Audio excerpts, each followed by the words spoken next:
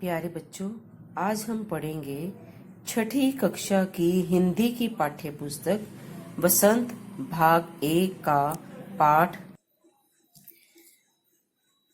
12 संसार पुस्तक है। इसके जो लेखक हैं वो हैं जवाहरलाल नेहरू जी और इसका अंग्रेजी से हिंदी में अनुवाद किया है प्रेमचंद जी ने। यह एक पत्र है जो कि जवाहरलाल जी ने अपनी बेटी इंदिरा जी को लिखा था। जब तुम मेरे साथ रहती हो तो अक्सर मुझसे बहुत सी बातें पूछा करती हो और मैं उनका जवाब देने की कोशिश करता हूँ, लेकिन अब जब तुम मसूरी में हो और मैं इलाहाबाद में, हम दोनों उस तरह बातचीत नहीं कर सकते। इसलिए मैंने इरादा किया है कि कभी कभी तुम्हें इस दुनिया की और उन छोटे बड़े देशों की जो इस दुनिया में हैं छोटी छोटी कथाएं लिखा करो। तुमने हिंदुस्तान और इंग्लैंड का कुछ हाल इतिहास में पढ़ा है, लेकिन इंग्लैंड केवल एक छोटा सा टापू है और हिंदुस्तान जो एक बहुत बड़ा देश है फिर भी दुनिया का एक छोटा सा हिस्सा है। अगर तुम्हें इस दुनिया का कुछ हाल जानने का शौक है तो तुम्हें सब देशों का और उन सब जातियों का जो इसमें बसी हुई हैं ध्यान रखना पड़ेगा। केवल उस एक छोटे से देश का नहीं जिसमें तुम पैदा हुई हो।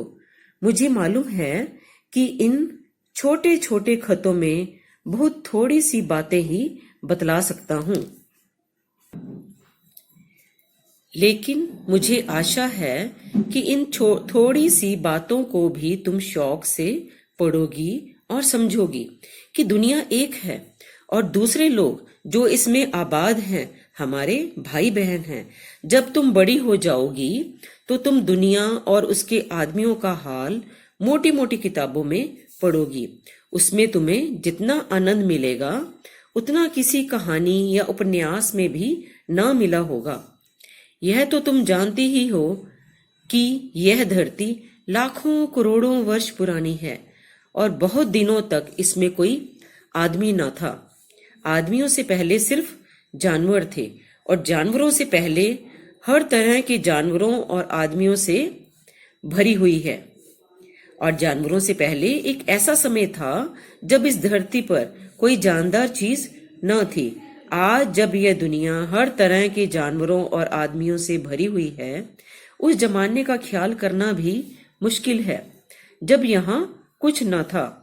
लेकिन विज्ञान जानने वालों और विद्वानों ने जिन्होंने इस विषय को खूब सोचा और पढ़ा है, लिखा है कि एक समय ऐसा था जब यह धरती बेहद गर्म थी और इस पर कोई जानदार चीज नहीं रह सकती थी। और अगर हम उनकी किताबें पढ़ें और पहाड़ों और जानवरों की पुरानी हड्डियों को गौर से देखें तो हमें खुद मालूम होगा कि एक ऐसा समय जरूर रहा होगा। तुम इतिहास की किताबों में ही पढ़ सकती हो, लेकिन पुराने जमाने में तो आदमी पैदा ही ना हुआ था। किताबें कौन लिखता? तब हमें उस जमाने की बातें कैसे मालूम हो? यह तो नहीं हो सकता कि हम बैठे बैठे हर एक बात सोच निकालें। यह बड़े मजे की बात होती, क्योंकि हम जो चीज चाहते सोच लेते और सुंदर परियों की कहानियां गढ़ लेते, लेकिन जो कहानी किसी बात को देखे बिना ही गढ़ ली जाए वह ठीक कैसे हो सकती है? लेकिन खुशी की बात है कि उस पुराने जमाने की लिखी हुई किताबें ना होने पर भी कुछ ऐसी चीजें हैं जिनसे हमें उतनी ही बातें मालूम होती हैं जितनी किसी किताब से होती। ये पहाड़, समुद्र, सितारे, नदियां, जंगल, जानवरों की पुरानी हड्डियां और इसी तरह की और भी कितनी ही चीजें हैं जिनसे हमें दुनिया का पुराना हाल मालूम हो सकता है। मगर यह हाल जानने का असली तरीका यह नहीं है कि हम केवल दूसरों की लिखी हुई किताबें पढ़ लें, बल्कि खुद संसार रूपी पुस्तक को पढ़ें। मुझे आशा है कि पत्थरों और पहाड़ों को पढ़कर तुम थोड़े ही दिनों में उनका हाल जानना सीख जाओगी। सोचो कितनी मजे की बात है, एक छोटा सा रोड़ा जिसे तुम सड़क पर या पहाड़ के नीचे पड़ा हुआ देखती हो, शायद संसार की पुस्तक का छोटा सा पृष्ठ हो, शायद उससे तुम्हें कोई नई बात मालूम हो जाए। शर्त यही है कि तुम्हें उसे पढ़ना आता हो। कोई जबान उर्दू, हिंदी या अंग्रेजी सीखने के लिए तुम्हें उसके अक्षर सीखने होते हैं। इसी तरह पहले तुम्हें प्रकृति के अक्षर पढ़ने पड़ेंगे, तभी तुम उसकी कहानी उसके पत्थरों और चट्टानों की किताब से पढ़ सकोगी। शायद अब भी तुम उसे थोड़ा थोड़ा पढ़ना जानती हो। जब तुम कोई छोटा सा गोल चमकीला रोड़ा देखती हो तो क्या वह तुम्हें कुछ नहीं बतलाता? यह कैसे गोल, चिकना और चमकीला हो गया और उसके खुरदरे किनारे या कोने क्या हुए? अगर तुम किसी बड़ी चट्टान को तोड़कर टुकड़े टुकड़े कर डालो तो हर एक टुकड़ा खुरदरा और नुकीला होगा। यह गोल चिकने रोड़े की तरह बिल्कुल नहीं होता। फिर यह रोड़ा कैसे इतना चमकीला, चिकना और गोल हो गया? अगर तुम्हारी आंखें देखें और कान सुने तो तुम उसी के मुंह से उसकी कहानी सुन सकती हो।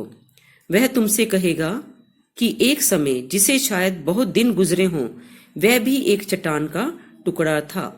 ठीक उसी टुकड़े की तरह उसमें किनारे और कोने थे, जिसे तुम बड़ी चट्टान से तोड़ती हो। शायद वह किसी पहाड़ के दामन में पड़ा रहा, तब पानी आया और उसे बहाकर छोटी घाटी तक ले गया। वहां से एक पहाड़ी नाले ने ढकेलकर उसे एक छोटे से दरिया में पहुंचा दिया। इस छोटे से दरिया से वह एक बड़े दरिया में पहुंचा। इस बीच वह दरिया के पैंदे में लुढ़कता रहा, उसके किनारे घिस गए और वह चिकना और चमकदार हो गया। इस तरह वह कंकड़ बना जो तुम्हारे सामने है। किसी वजह से दरिया उसे छोड़ गया और तुम उसे पा गई। अगर दरिया उसे और आगे ले जाता तो वह छोटा होते होते अंत में बालू का एक जर्रा हो जाता और समुद्र के किनारे अपने भाइयों से जा मिलता, जहां एक सुंदर बालू का किनारा बन जाता, जिस पर छोटे छोटे बच्चे खेलते और बालू के घरौंदे बनाते हैं। अगर एक छोटा सा रोड़ा तुम्हें इतनी बातें बता सकता है तो पहाड़ों और दूसरी चीजों से जो हमारे चारों तरफ है, हमें और कितनी बातें मालूम हो सकती हैं। तो प्यारे विद्यार्थियों, था ना ये मजेदार पत्र, जो कि ये देखिए आप, जवाहरलाल नेहरू जी ने इसे लिखा था अपनी बेटी को, और अंग्रेजी से इसका हिंदी में अनुवाद किया था मुंशी प्रेमचंद जी ने।